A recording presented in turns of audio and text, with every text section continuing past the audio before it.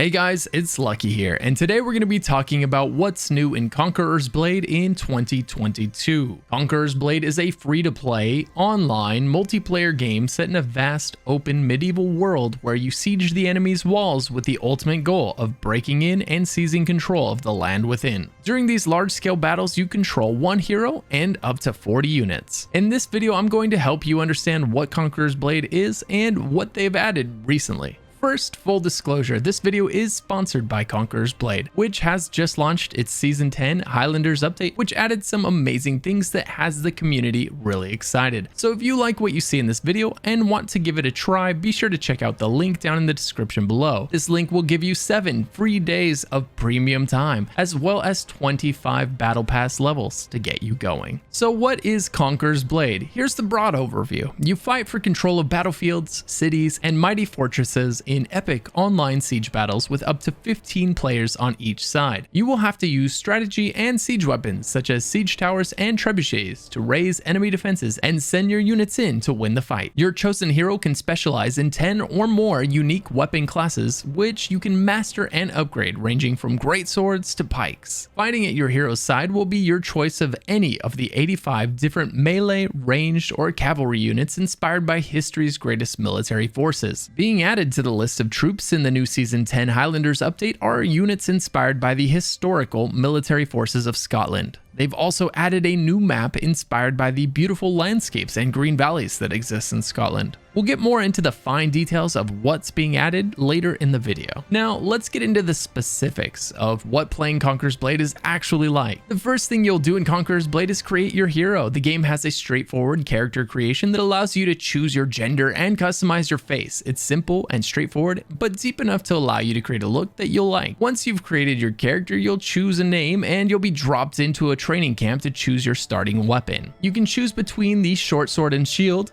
glaive, long sword and shield, spear, musket, short bow, poleaxe, bow, dual blades, or nodachi. Personally, I have a long-standing obsession with giant swords, so I really never had a choice. I did not see 10 weapons before me, I only had eyes for one. Nodachi it is. The game has you beat on a sparring dummy briefly to allow you to get a feel for the weapon before having to spar against your AI trainer. The combat feels great, and the swing of the sword feels impactful. After this, it will briefly teach you how to ride on a horse and control your hero in mounted combat. This will come in handy later, but perhaps the most unique part of the entire game is the fact that you will control not just your hero, but also an entire unit of troops. I was initially worried at how I would be able to control an army while also controlling my hero, but the game has done a fantastic job of making all of this very intuitive. With very little effort, you can have your units follow you or attack the enemy at will. Beyond that, each type of unit has its own abilities that you can activate, such as having them charge through an enemy line, or break down their shield walls by trampling them with your horses. Once your basic training is complete, it's time to put your skills to the test in a training siege against AI where you can safely put to use all of the things you've learned. Very quickly, you will see the importance of protecting your hero and letting your unit of troops help defeat the enemy, as your hero is certainly strong but not indestructible. After this practice siege, the game has you do a brief quest chain before you unlock your first real siege, where you queue to fight alongside and against other players in a 15 vs 15 siege of a city. The game will give you a few moments to choose the troops you'll bring into the siege, and then it begins. The intense battle for control of the city. Teams instantly head off to utilize siege weapons, siege towers, and battering rams to break through the enemy's walls. These structures are massive, and you immediately feel the massive scale of it all. I chose to take the siege tower up onto the wall, where I quickly learned that my horse was in fact able to be killed.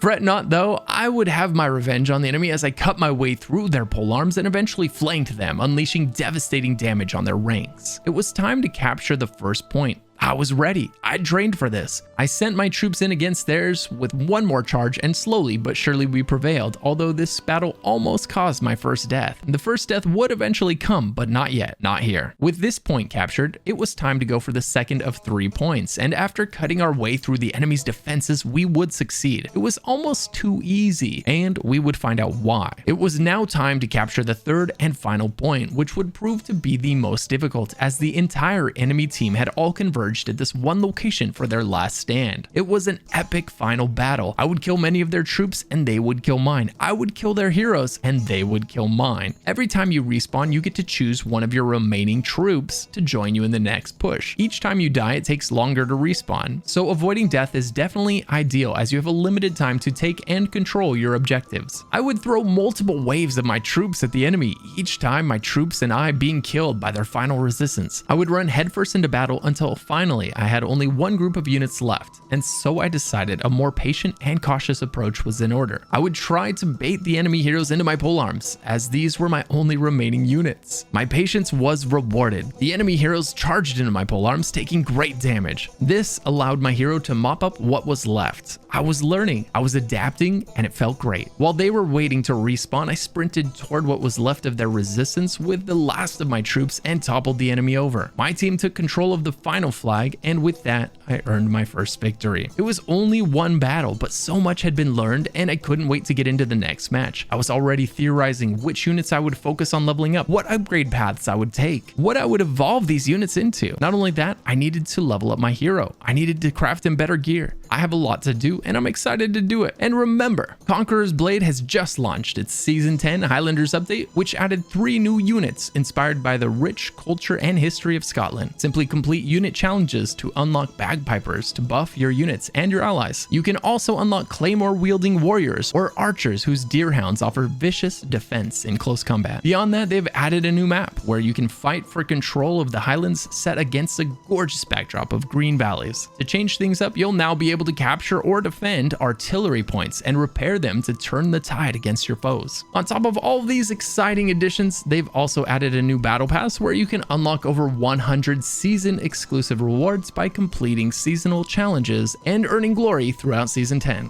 These include new Scottish themed hero attire, weapon skins, unit attire, a mount set, and so much more. Last but not least, they've also added a lot of features and quality of life, such as new facial tattoos and a range of gameplay and UI changes to fine-tune the core Conquerors Blade experience. So if all of this sounds as fun to you as it was for me, be sure to check out the link in the description below to get 7 days of premium time for free and 25 battle pass levels. As always, thank you for watching. Don't forget to like, subscribe, and comment if you enjoyed this video, and a special thank you to My Games for sponsoring this video so that I could eat this month. That's all for this video. If you ever want to hang out while I play my favorite games, swing by my Twitch stream over at twitch.tv/luckyghost. Have a fantastic day, night, or evening wherever you might be, and I'll see you in the next video.